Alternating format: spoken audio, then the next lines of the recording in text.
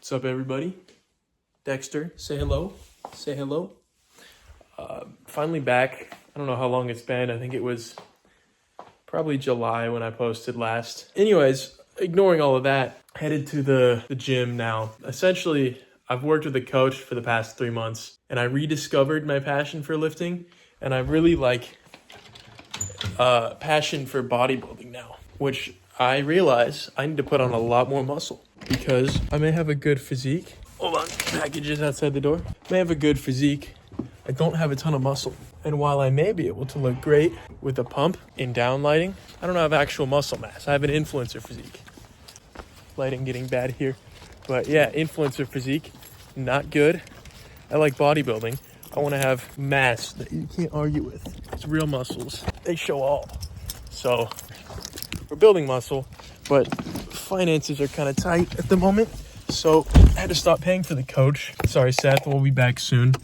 He was amazing though. Had a great time. Made a bunch of progress back. Again, rediscovered my passion for all this stuff. So for now, I'm basically just running what he planned for me on my own and adjusting on my own and taking what I learned, which I learned a lot.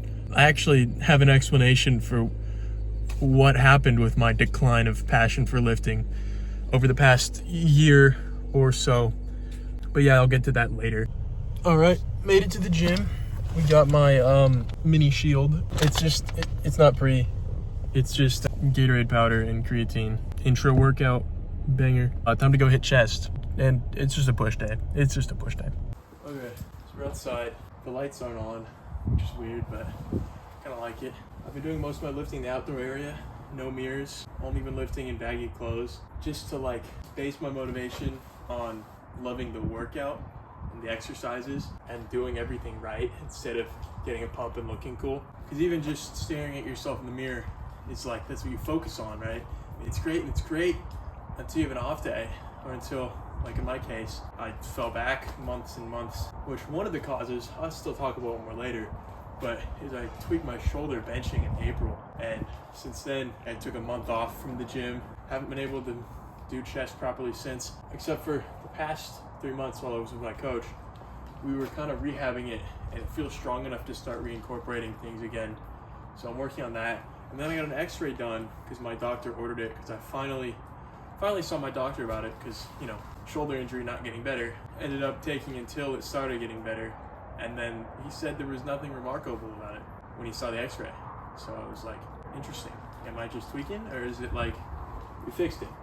So I don't know, but I'm gonna start progressively ramping up the intensity and being able to get chest again, because the gym's fucking lame when you can't hit chest. But we're warming up kind of a back and forth between pull-ups and a few deficit push-ups to really work kind of an external rotation and control and get blood flow into the muscle before I actually hit it.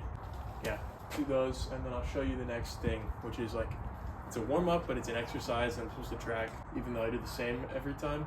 I don't know, it's cool. It's good for warming up shoulders and mobility, and then we'll do some dumbbell incline. Okay, so shoulder CARs, CARs. Basically, you go up inwards, you get that stretch, and then you rotate your wrist so you can properly get a stretch through full range of motion in your shoulder, and then back and forth is 1. I'm just doing 3 sets of 3 per side. It's weighted with just 5 pounds. I use the plate because it's easier to rotate my wrist, pronate supinate my wrist, when it's not, you know, like a dumbbell. Anyways, training a bit different too, more mastering different movements and getting good with the weight I'm using instead of trying to force progress where you, the moment hit a certain number, add more. There's the whole thing about sarcoplasmic hypertrophy versus building actual muscle tissue. And so having an intense workout doesn't necessarily mean it's good for building muscle. And gauging it based on the pump, yeah, there's some correlation, but an efficient muscle building workout isn't necessarily gonna give you a great pump, and just because you got a great pump doesn't mean you necessarily got a great workout. It's not to say don't get a pump and if you do it's bad, but progressing through weights, mastering them, and then adapting will be much better building strength and muscle long term. I like to imagine it as the difference between like farmer strength, like the corn-fed motherfuckers who like could just into their 80s like outlift you, versus like gym bro strength where hit a sick number in the gym, but put them next to an average blue collar worker and they could keep up maybe, after a week or two of kind of adapting, not actually stronger than anyone in practice. So like there is a difference there, and it's how you train. So working on that, because that'll be long-term muscle growth instead of short-term see cool results, but it kind of plateaus.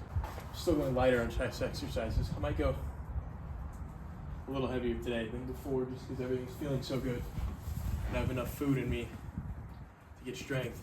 I'm at about 3,500 calories a day. Still very light compared to what I can do or could do before, but the point is perfect reps, perfect control, and progress through that. Anyways, should be pretty fun. I should say that I just learned about all this stuff. Just learning about it, just putting it into practice.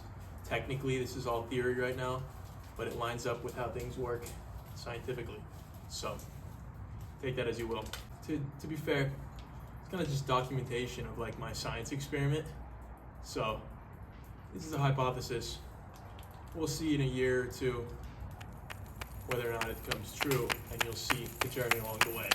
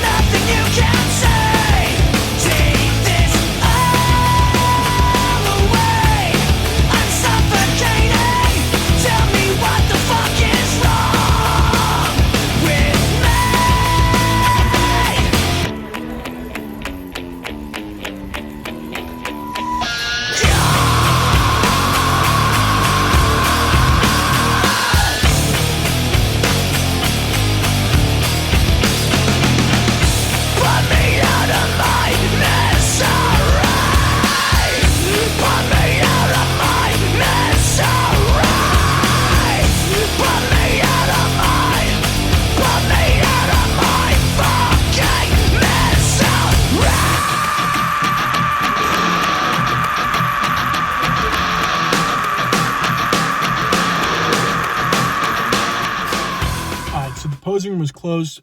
I'm gonna pose in the living room, which works out because I didn't have shorts, so I wouldn't be able to pose the legs. Not crazy right now, but they have been growing nicely with 2 times a week frequency. Anyway, we'll get to that, eat a bit, and then talk a bit.